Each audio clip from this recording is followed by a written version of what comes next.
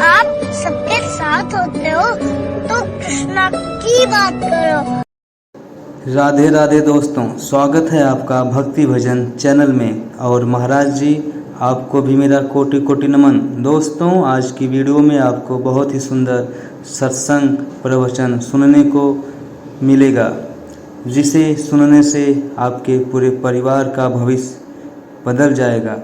ऐसा प्रवचन आपको कोई नहीं सुनाएगा, ऐसा प्रेम आपने कहीं नहीं देखा होगा। दोस्तों, आप लोग वीडियो पूरा देखिए, आपको सब कुछ जानने को मिलेगा इस वीडियो में। और दोस्तों, कमेंट करके ज़रूर बताना आपको महाराज जी का वीडियो कैसा लगा। ये कह रहे हैं कि महाराज जी आपको देखकर स्त्री पुरुष का भेद भूल जाता है, ये कैसा प्रताप है? मतलब आपको देख के भूल जाता था, स्त्री पुरुष का भेद ही भूल जाता है। हाँ, आपके अच्छे भाव हैं इसलिए ऐसा है, आपका अच्छा भाव है इसलिए। और वास्तविक बात यह है कि अगर हम भेद रखेंगे तो आप में को भी भेद समझ में आएगा, और अगर हम भेद नहीं रख रहे तो यहाँ आने पर आपको ऐसा ही अभेद लगेगा। देखो, आप सब बैठे हो हृदय से हो, मैं हृदय से अपना आत्मा मानता हूं, तो आप देखो आपको ऐसा लग रहा है कि जैसे आप अपने घर में बैठे हैं, कहीं बाहर नहीं बैठे हैं। ऐसा लग रहा है आप किसी अपने प्रिय से बात कर रहे हैं, किसी ऐसे बाहर से बात नहीं कर रहे हैं। अपने संबंधी से, अपने प्रिय से, अपने घर वालों से कैसे बात की जाती है? क्यों? क्योंकि हम अपनी आत्मा मान रहे हैं। सब आत्मा से बढ़कर कोई प्रिय नहीं, इतना हम आपको प्यार करते हैं। किसी स्वार्थ की गद्द नहीं, इतनी स्वार्थ की किसी भी यहां पूरे सिस्टम में कहीं भी अगर स्वार्थ शब्द दिखाई दे तो हमने कई बार कहा है कि हमारा केवल उद्देश्य भगवत प्राप्ति, इनका हमसे जुड़ना भगवत प्राप्ति, इनसे आपका मिलना भगवत प्राप्ति, आपका यहां आना केवल भगवत प्राप्ति, हमारा लक्ष्य केवल भगवत प्राप्ति। तो भगवत प्राप्ति में पुरुष नपुंसक नारीवा जीव चराचर कोय, सर्व भाव भज कपट तज मोह परम प्रिय सोय। तो जैसे मेरे स्वामी का स्वभाव ऐसे दास का स्वभाव, तो जो स्वभाव होता है उसका प्रभाव होता है। अगर हम आपको स्त्री पुरुष भेद से देखें तो आपके अंदर भी भेद आएगा, और जब हम अपनी आत्मा के रूप में देख रहे हैं तो आपको अनुभव हो रहा है कि यहाँ स्त्री पुरुष का भेद नहीं, यहाँ तो एकमात्र प्रभु का ही भाव रखा जाता है। तो वो आपको अनुभव हो रहा है, इसलिए अनुभव हो रहा है कि यहाँ ऐसा भाव नहीं है, स्त्री पुरुष का भाव नहीं है। गुरु कृपा से सब में यही है कि पोशाके हैं स्त्री पुरुष के, ये पोशाक है।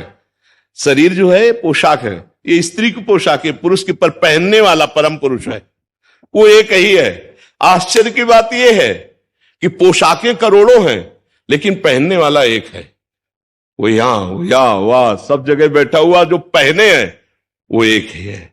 ऐसे समझो जैसे कई बार बताया कि हाइड्रोजन में, फ्रिज में, कूलर में, एसी में बिजली एक ही है, लेकिन प्रभाव यंत्रों के कारण अलग अलग पड़ रहा है। कोई गर्मी, कोई प्रकाश, कोई ठंडी, तो हम कह सकते हैं बिजली ठंडी नहीं, ये यंत्र है। बिजली गर्मी नहीं, ये यंत्र है। बिजली प्रकाश नहीं, ये यंत्र है। यंत्र के प्रभाव से बिजली कैसा हो रहा है, बिजली कैसी है उसको तो नाम रूप से अलग है वो। ऐसे ही परमात्म तत्व बिजली की तरह सबके हृदय में एक है। पोशाक कोई स्त्री का पहने, कोई पुरुष का, कोई सुअर का, कोई कुत्ता का, कोई कीट का, कोई पतंगा, लेकिन वो ईश्वर समान। चींटी में भी वो उतना ही है जितना आप में है, और जितना हाथी में है, और जितना ब्रह्मा जी में उतना चींटी में भी वही उतना ही है। सब जगह समान परमात्मा है, और जो उस परमात्मा को जान जाता है उसी को महात्मा कहते हैं, और जो उस परमात्मा को न जानकर गलत व्यवहार करता है उसे दुरात्मा कहते हैं। बस अंतर इतना ही है वही पावर, दुरात्मा में भी और महात्मा भी। हरे कृष्णा, जब आप सबके साथ होते हो तो कृष्णा की बात करो, और जब आप अकेले होते हो तो कृष्णा से बात करो। कैसे करेंगे कृष्णा से बात? हरे कृष्ण कृष्ण कृष्ण हरे हरे, हरे राम राम राम हरे हरे, हरे कृष्णा हरे राम। शोभा जी नागपुर से। गुरुदेव भगवान, आपके चरणों में कोटि कोटि प्रणाम। गुरुदेव भगवान, भगवत प्राप्ति के लिए प्रयास जरूरी है कि पूर्ण रूप से समर्पण? दोनों जरूरी है। समर्पण करके प्रयास जरूर। पुरुषार्थ के बिना कायर पुरुष को भगवत प्राप्ति नहीं होती। आत्मसमर्पण गुरुदेव भगवान को, जो हमको नाम दिया, मंत्र दिया, उपासना दी, जितने हमको शक्ति दी मिले, हम पूरी शक्ति लगाकर उसका भजन करेंगे, साधन करेंगे। इसके बाद ऐसे हम हैं, फिर प्रभु आप जितना बल दिए हो, जितना करवा रहे हो उतना है, बकाया इसके बल से भगवत प्राप्ति नहीं, वो तो आपकी कृपा से होगी। पर वो प्रयास में कमी नहीं रखता। कायर पुरुष कभी भगवत प्राप्त नहीं होता। जो हमें बल मिला है, जो हमें सामर्थ्य मिली है, उसका हम प्रयोग कर रहे हैं और याचना कृपा की कर रहे हैं कि होगा आपकी कृपा से। इससे क्या होगा? अहंकार नहीं आएगा। अगर अहंकार आ जाए कर्तृत्व भाव का, तो अहंकार विमूढ़ात्मा करता हमिति मन्यते, मैं साधना कर रहा हूं, ये अहंकार आते ही उसको भगवत प्राप्ति की योग्यता खो देगा। अहंकारी को भगवत प्राप्ति नहीं होती, चाहे जितना बड़ा तप कर ले, चाहे जितनी बड़ी साधन। तो हम साधन पूरा करते हैं, पर हमारे ऊपर रहता है कि गुरु की कृपा से, इष्ट की कृपा से हो रहा है, तो उन्हीं की कृपा से उनकी प्राप्ति होगी, इसलिए उसको अहंकार नहीं होता। कायर पुरुष नहीं, किसी मार्ग में सफल नहीं होता। कायरता कहीं नहीं लिखी है कि हम भरोसे में ऐसे करके और खूब मनमानी आचरण कर रहे हैं, वो तो आलसी है, प्रमादी है, कायर है, वो भगवत मार्ग का प्रतीक नहीं होता। जैसा शास्त्र में लिखा है, जितनी मेरे सामर्थ्य है, पूरी सामर्थ्य झोंकते हैं हम सतमार्ग में और कृपा की आशा रखते हैं, तो अहंकार नहीं होता है और उसे भगवत प्राप्ति निश्चित हो जाती है। आज एक साधक हमारे पास सुबह सुबह आए, उनका एक संशय था कि जैसे आज सुबह आप सत्संग कर रहे थे, उस समय ऐसा लगता है कि आज से बस यही करना है, आज से नाम जप करूंगा, किसी से वार्तालाप नहीं करूंगा फालतू की।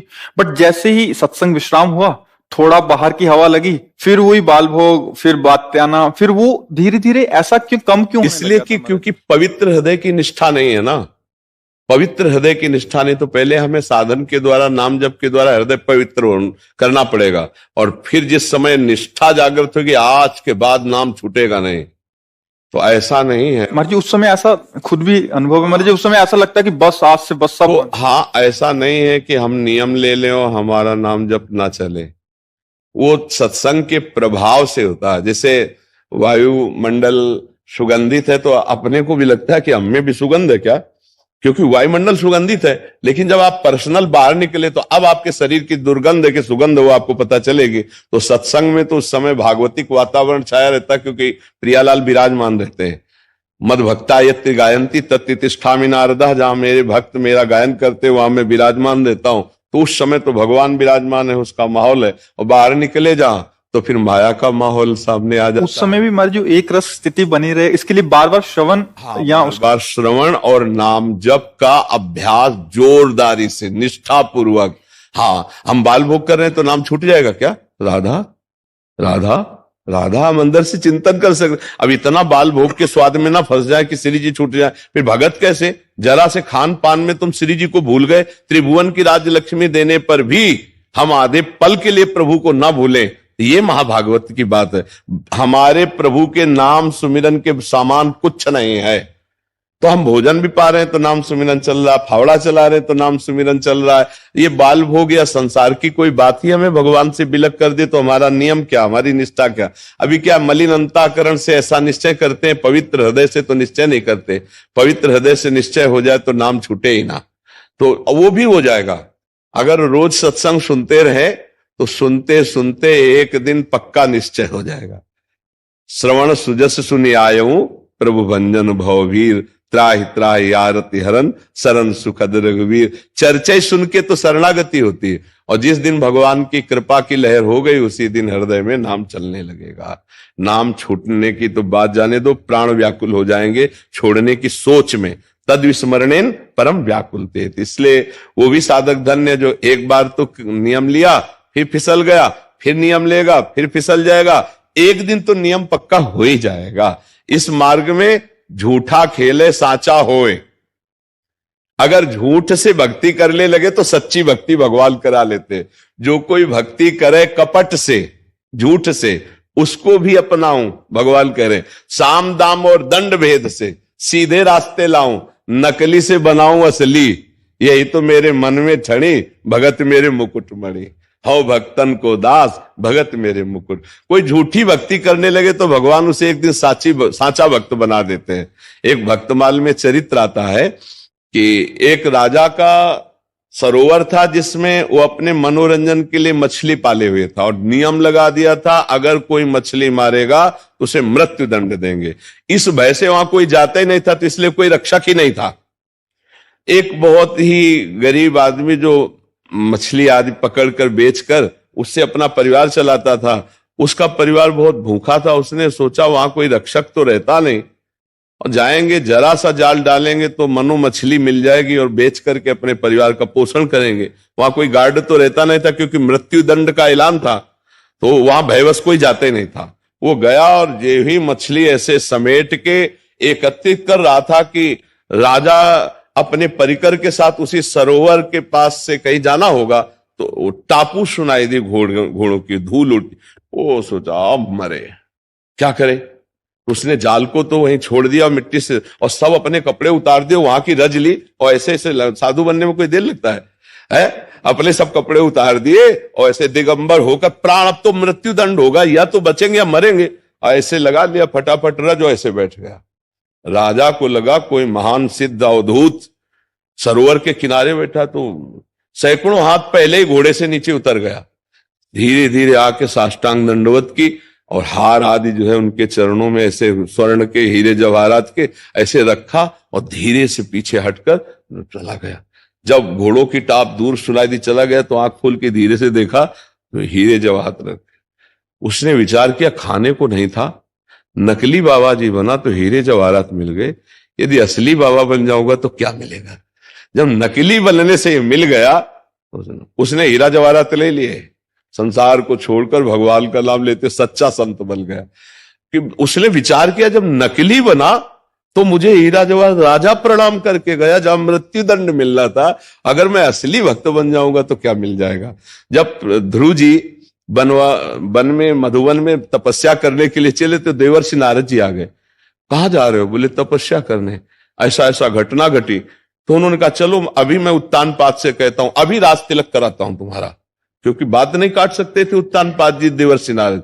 तो ध्रुव जी ने सोचा जब तपस्या करने के लिए चला भजन के लिए, तो जिस सिंहासन पर माता बैठने के लिए हमको झिड़क दिया, उस सिंहासन का राज्य पद मिलने की बात आ गई। अब तो पक्का हो गया कि जिस तपस्या भजन करने के चलने में मुझे वो राज्य मिला, तो जब तपस्या करूंगा तो क्या मिलेगा। देवर्षि नारद जी ने कहा वापस नहीं हो सकते गुरुदेव।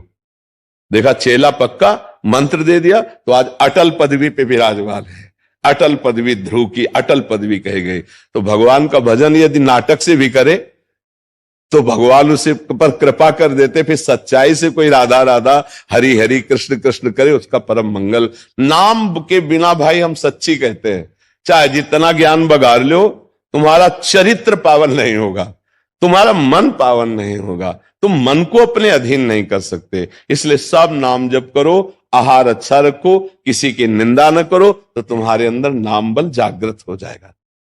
बहुत बहुत धन्यवाद दोस्तों वीडियो पूरा देखने के लिए। और महाराज जी आपको भी बहुत बहुत धन्यवाद इतना अच्छा सत्संग, ज्ञान और सही मार्ग हम सबको देने के लिए। दोस्तों ऐसी वीडियो देखने के लिए हमारे चैनल को सब्सक्राइब करिए, वीडियो को लाइक करिए, कमेंट करिए। मिलते हैं एक और नई वीडियो में, तब तक के लिए दोस्तों।